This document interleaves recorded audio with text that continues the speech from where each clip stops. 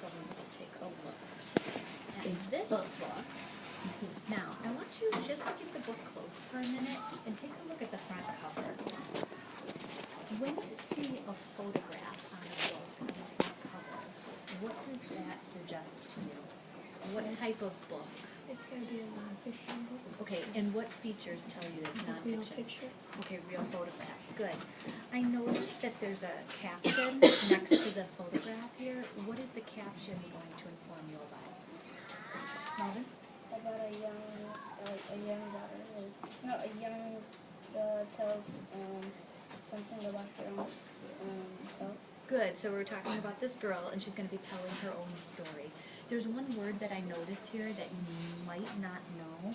Before we do that, T-S-A-R. You know how to say that? SARS. Azar. Good. So the T is silent. The last Czar's youngest daughter tells her own story. Part. I think it's autobiography. Okay, so your prediction is this is an autobiography. Why? Why do you think this is an autobiography? From the caption, it says the last tab says Last Czar's. youngest daughter tells her story. I completely agree with you. So Deja, if it's an autobiography, we've talked about it. Is this a first-hand account or a second-hand account when it's your own story? Your first. Good. Okay, so let's open up. And I want us to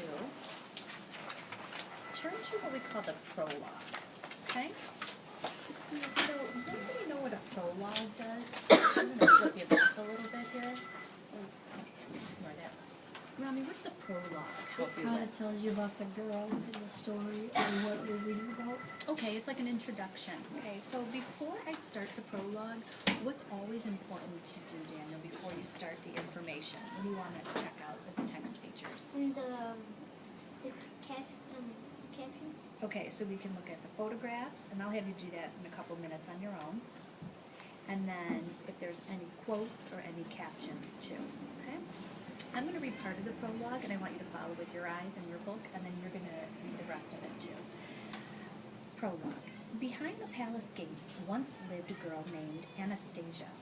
Her father was Tsar Nicholas II, who ruled over the vast Russian Empire. Even though Anastasia and her sisters and brother lived in a palace with hundreds of servants, they enjoyed playing games and doing the things other families do. Anastasia loved to take photographs of their activities and then paste them into albums. Read the rest with me as we quarrel. Sometimes she would decorate the album pages and add color to the photographs. Thanks to Anastasia's albums and letters, we can now step behind the palace gates and see what life was really like for the last ruling family of Russia. So let's go into the text for a minute and give me evidence here. Even though we have this famous girl, she's part of the royalty, how is she like you and I? What did she do that you might do or I might do? What kind of evidence do we have here? Rami? Take pictures of our siblings and like almost every step what they're doing, like going somewhere, staying in the house, doing an activity. Excellent. Good. Okay. So what I want you to do now is I want you to turn the page and I want you to read on your own. And I want you to remember when you get to a page, I don't want you to forget. Make sure you pay attention to the headings. They might give you dates. What else, Rami? Captions, quotes, photographs, and that might help you, okay? When I come to you, you're going to read to me, so I want you to start to read on your own, and I'm going to be listening to you as you read, okay? Okay. Deja, go ahead and start to read this first part for me. It was spring 1901. Even in the chilly Russian capital of state, Petersburg, the ice had melted on the canals and the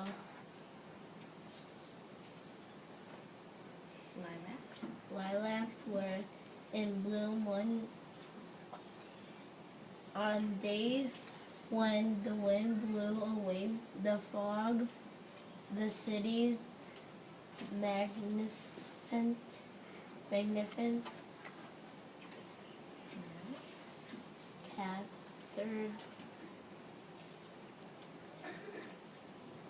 so I'm going to stop you there.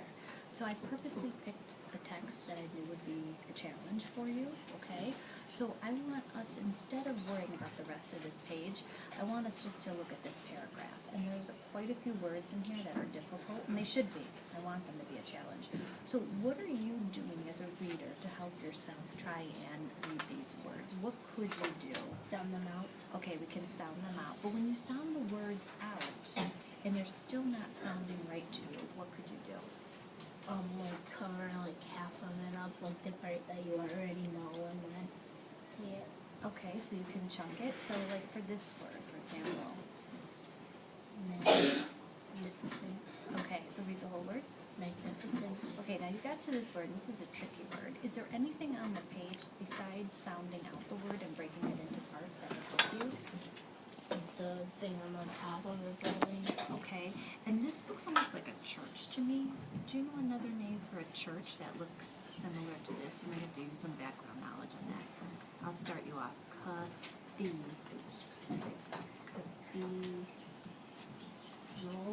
Okay, say it all together. Cathedral. Good. So when I move on, what are you going to do when you get to a word that you're not sure of and you've chunked it and you're still not sure? What could you do to help Look yourself? at the pictures. Okay.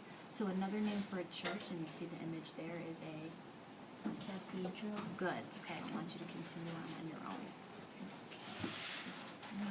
I'm going to have you keep going. I'm going to have you turn, and I'm going to flip you to this page. Can you start to read for me? 2 weeks later, Tsar's fourth daughter was christened. Her official title was Her Imperial Highness the Grand Duchess Anastasia Michelaevna. Okay, so now I'm going to stop you for a minute because I myself do not know how to say this word either because it's a Russian last name and I'm not familiar with it. When you get to a paragraph and they give you a long name, but then they give you a lot of good information, do you think you should focus just on how to say the name or try it and move on? Try to move on. Yeah, because the most important part isn't this part. It's the rest. It's the rest of it. Okay, so I myself, I know that this is Duchess and Anastasia. I'm not even going to worry and stress about the last name. So let's skip it and we can go on to the rest. So should I read where the Tsar? Yeah. The Tsar's daughters were called Grand Duchess to show that they were even grander than mere princesses. After the christening, the family had a formal photograph taken as much as they had longed for a son. Nicholas and Alexandra were grateful to have yet another beautiful, healthy baby girl.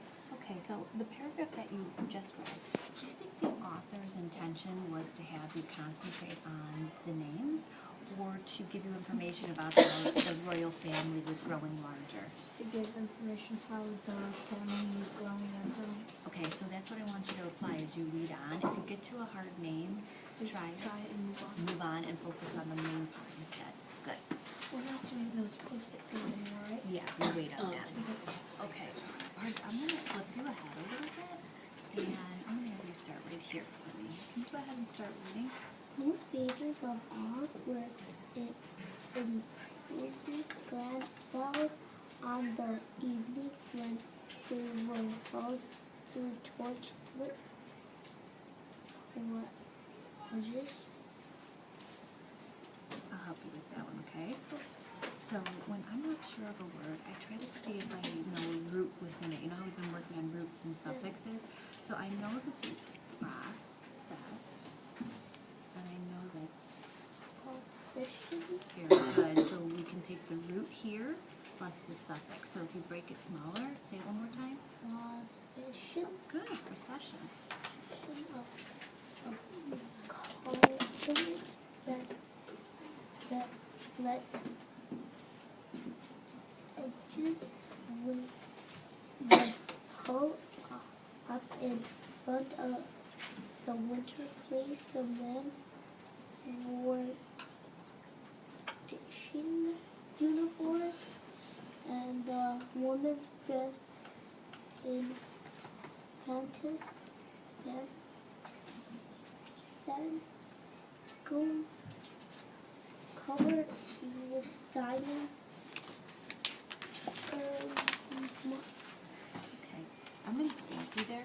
So just like I was telling the other students, I picked really hard text class this time. So sometimes it's okay to just practice the reading. So we're going to echo read instead. So I'm going to read the line to you, and then I want you to practice reading it back to me. And then this way we can work together, because I gave you a really tricky one. Why don't we start here? And you're still reading by echo reading. The Tsar and his wife were expected to be The Tsar the Tsar and his wife were expected to be at the center of every at the center of every great occasion. great occasion. But Nicholas But Nicholas and Alexandra and Alexander did not enjoy. did not enjoy And I want you to track with your finger. Where are we at here? Okay, good. The social whirl very much. the social world very much. They would leave the court balls They would leave the court balls as early as possible, as early as possible, nodding politely nodding politely to the courtier courtier and servants and servants who stood in rows, who stood in rows, bowing. bowing. Okay, so now that you read, here's my question. You have these fancy balls, these parties, you've got the king and the queen. Did they enjoy themselves though? No, what does it seem like if you look at some of the photographs? What do you think they seem to enjoy more?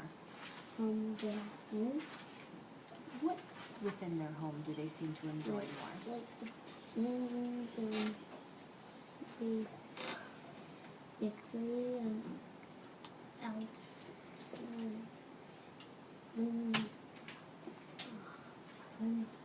Exactly, yeah. So just like we talked about in the beginning, even though you have this famous royal family, all the jewels and the balls weren't as important. It's a book really about spending time with Family. You got it. Okay, keep reading on your own.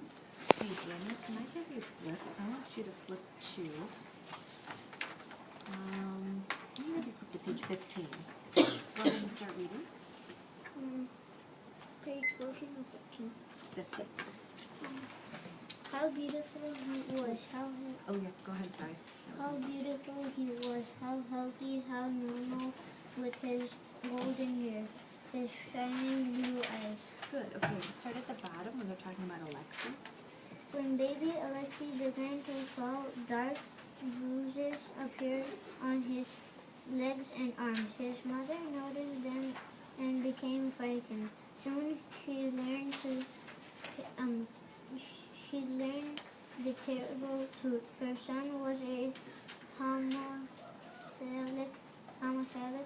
Hemophiliac, that's a hard word. Ready? Hemophiliac. Good. His blood did not clot properly, and any bumps or fall would cause serious internal bleeding.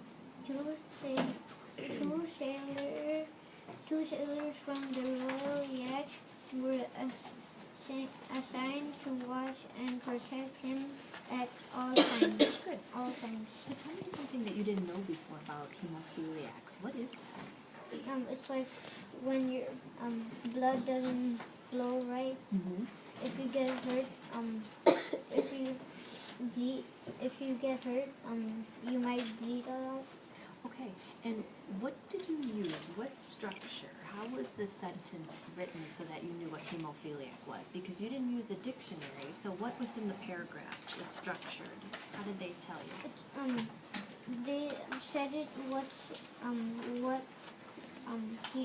hemophiliac is in the sentence. Within the sentence before it, the sentence that followed it, what kind of structure did they use? That after it. Good, so when you're reading and you get to a word you're not sure of, where will you often find the meaning of the word? Glossary or sometimes after the sentence. Good, so I want you to continue doing that, using the glossary to keep reading on and you'll find the meaning. Nice, okay, keep going, almost done. Okay, Melvin, can I have you start to read from the beginning so we can hear page 17? And Scottsdale was only 3 when her brother was born and too young to understand what Okay, so this is one that Daniel and I just had too. Hemophilia. hemophilia was.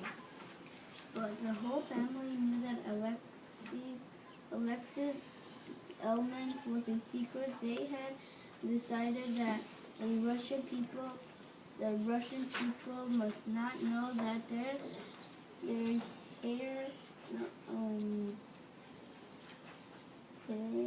Silent H, hair. heir to the throne would never be healthy. From 1905 on, the family spent more and more time behind the grates of Sarko. Good.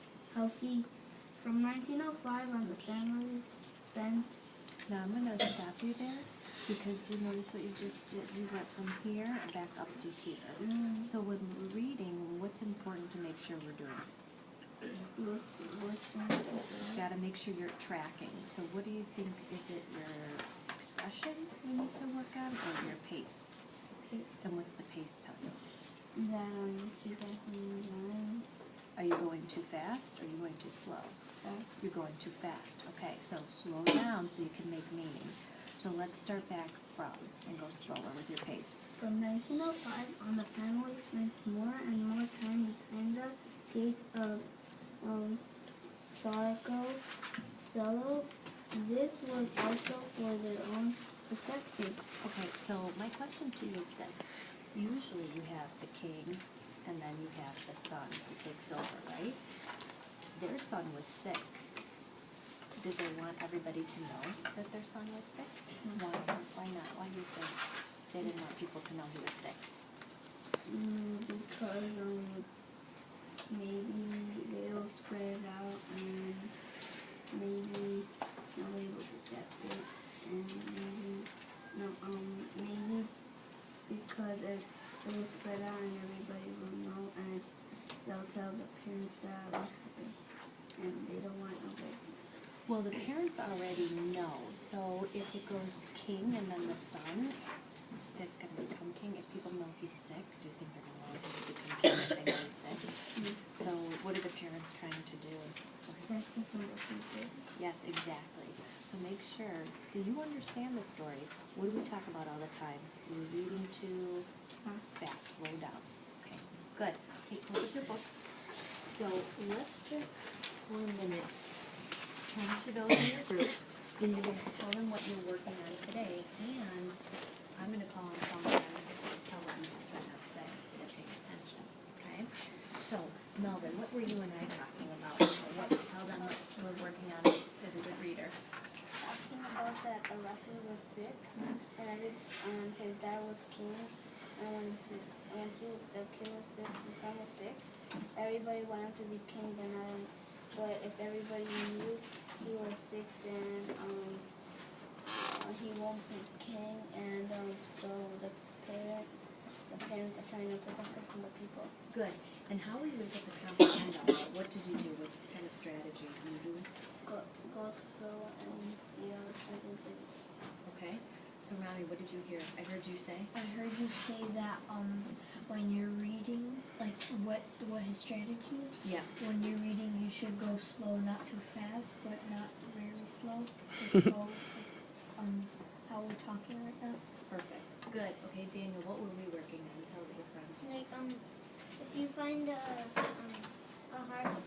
word that you don't know, you don't always have to go to the dictionary or the vocabulary. Sometimes it might be like the sentence before or after. The sentence before or after might help explain the word. Good. Deja, I heard you say. You don't always, I heard you say, like, we don't always have to look in the dictionary. You could, like, read the sentence if you don't know it. It would, like, usually tell you the definition, like, at the end of the sentence. Good. You used his context clues. Nice. Part. What were we doing? We were talking about how the kids didn't like to go to the parties because they were bored in their house and playing together and playing painting. Good, so we were talking about author's purpose. Was the purpose to tell everyone every single fact about the royalty, or to show they were like regular people in some ways? Like regular people. So, Good, and we did an echo reading. What's an echo reading? you read first and then someone else reads. Is that still reading? Yeah. Absolutely. Good. Okay, Ron. We were talking about when if you see a word or a sentence that you can't read, just try it out and then go on to the next word or sentence. Right, because he had a really difficult last name. Nicolas or something Yeah, like I that. didn't even know how to say it. Yeah, So what did we do? Did we focus on that or pay attention to the paragraph as a whole to make pay meaning? attention to the whole thing except the word. Exactly. Good. Okay. So, Melvin, I heard you say. I heard you say that you had that you and Mr. Marco were working on that, working on words, and you had a problem that about the last name. Something like that. And you tried to say one word until you figure it out. Right, but when we read, what's most important? One detail or the whole paragraph? Good. Okay. Lastly, Bridget, tell them what we were working on. Like if you're stuck on a word, and you try sounding it out and chunking it, you could go to one word and that you already know, or you could look at the pictures and then you could see the other name for it, Good. and yeah. Good. I heard you say. I heard you say that, what the words you know you should chant it out. You can chunk it out. You and I did chunking too. What did we break it into? What kind of parts? Prefix and suffix. Good. We had his words. He had a suffix. I think you had the root word, right? And we tried